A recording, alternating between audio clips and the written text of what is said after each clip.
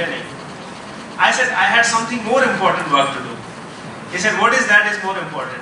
I said, my English is not good, I was improving that. And do you know what he said? This guy knows what he wants to do. Okay, selected. Okay? So this was something, I really took the advantage of the body language.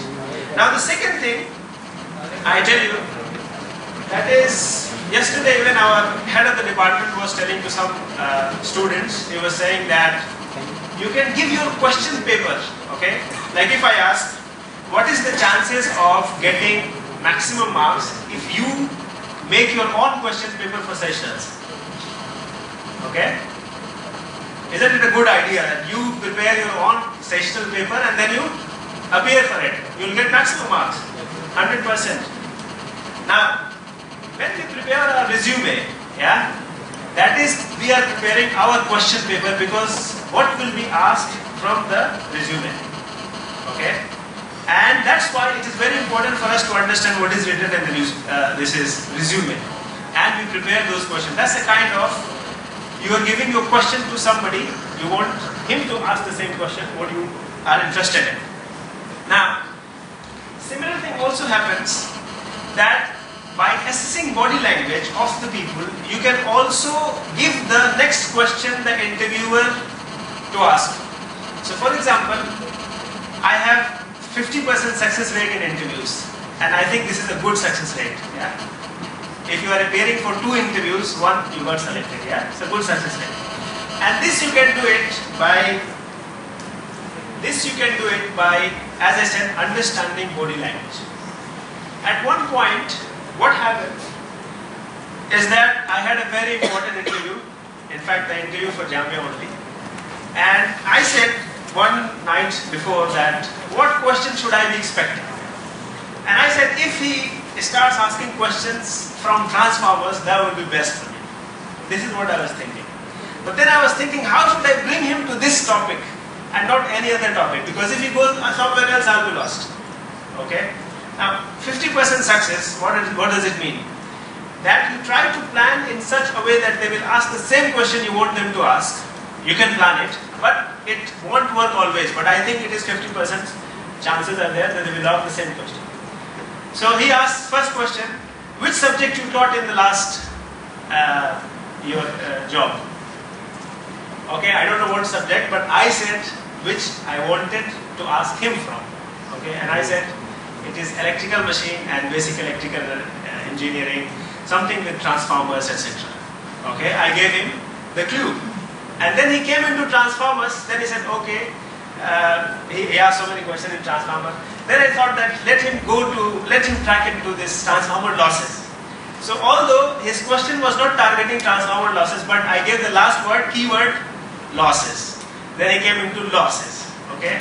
So it was like, I was asking him to what you want to ask, okay. So I don't say that this always happen, but if you already programmed that what you want them to ask, they will ask. They will ask the same question. That happens, and this has happened many times. Now, you can understand that what is the chances of success if you are preparing your own question paper and you can do it. Now, third big advantage of body language is that you can solve the issues before they become problem. What does it mean?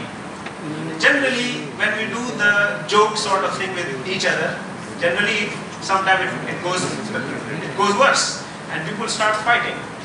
Have you experienced something like this? This happens many times. It happens many times with everybody. I think many times it has happened. Why it has happened? Because you ignored the body language of the other person. Okay? That person was not ready to listen. He was trying to show you that no, I'm not listening, I'm not listening. But still you were saying, no, listen. Why some teachers are not very good with students? Something like this. They throw the ball when you're not ready to catch. Okay? So everybody is like, don't want to listen, but still I'll keep throwing. What do you say? Lag raha hai, chot lag rahi hai. When you won't catch it, it will be hurting you kind of it. So that's another advantage. You can solve the problems before they actually become the problem. Yeah? And that's why those who are good with body language, generally they don't have fracas, they don't have quarreling. Because before the quarreling stage reaches, they know what can reach to quarreling and they just decide their own course and this never happens. So this is one very big advantage. And third, fourth thing is If you already know somebody's line, you know whether to deal with this guy or not. Okay? Okay? Sometimes you keep on engaging with people, engaging. Over the period, you know this person was lying. This person is a liar, for example. What about if you know that in the first instance that he is lying? So there is a lot of advantage. Now, let's talk about some of the body languages. As I said, we can't discuss the whole, but let's see some of them. So for example, the best handshake is when you handshake like this, when it is straight. When somebody tries to dominate you, what he do? He takes your hand like this. Hello.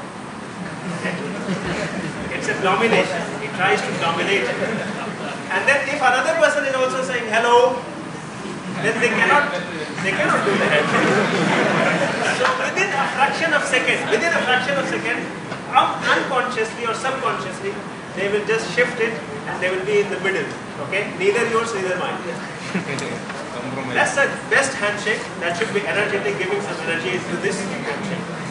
Now, if somebody is handshaking like this, have you experienced these kind of handshakes?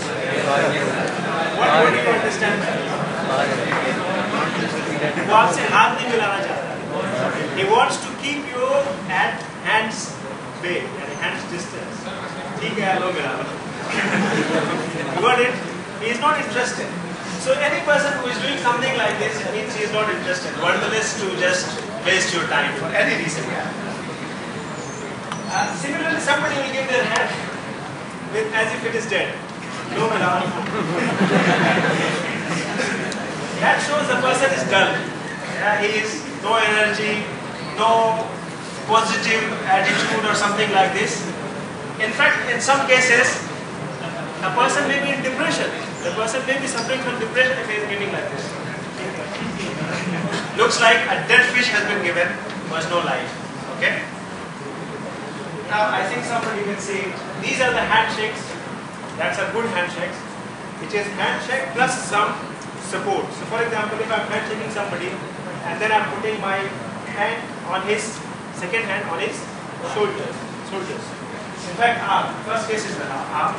This means that I'm caring for that person. Okay? Sometimes a colleague who cares for you will do like this. Okay? A good friend will do like this.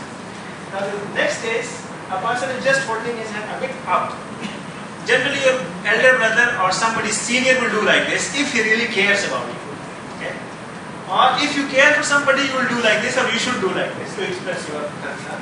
Because these languages, as I said, subconsciously we do it, and subconsciously it is received as well. Conscious never know what has happened. That's why when we see some people will say this person is good, although I have never met him. And some people will see and they will say this person is very bad. I have never met him. I have never discussed. Why? Okay, it is because of these things. Because subconsciously things has transferred from one to another. And then this is the third one where you can see a person is shaking the hand and then is putting second hand on his shoulders. Generally, a teacher will do to a student, and it is also a dominating position. If somebody is trying to do this, he is not supposed to dominate you, that means he is dominating. So these are the two pictures, one Rishi Bush and Netanyahu, and they shows that they are how close to each other. That shows their closeness. Even the proximity matters. Even the proximity is a kind of language. While somebody is sitting not just beside you, rather he has given you a blank seat and then he has sat. Do you think it has a meaning? Yes, it has meaning. Yeah, this is the proximity. How much you want to close to somebody, or somebody. If somebody is not supposed to come too close, and if he comes, you will feel a kind of irritation. It is not just psychological. This happens something chemical. Okay. Now, the another picture. That's an interesting. I couldn't get all three pictures. Initially, Bush came and he tried to put this and this, this dominating, and then Putin is also trying to come like this dominating, because these are the rival powers. What happened? Ultimately, Putin has to submit, and then Bush hand is up. If you can see in the picture, then what Putin does? He takes the another hand and he puts it on his own. All these things are happening subconsciously. Okay, but this has a lot of meaning. When these two state people meet,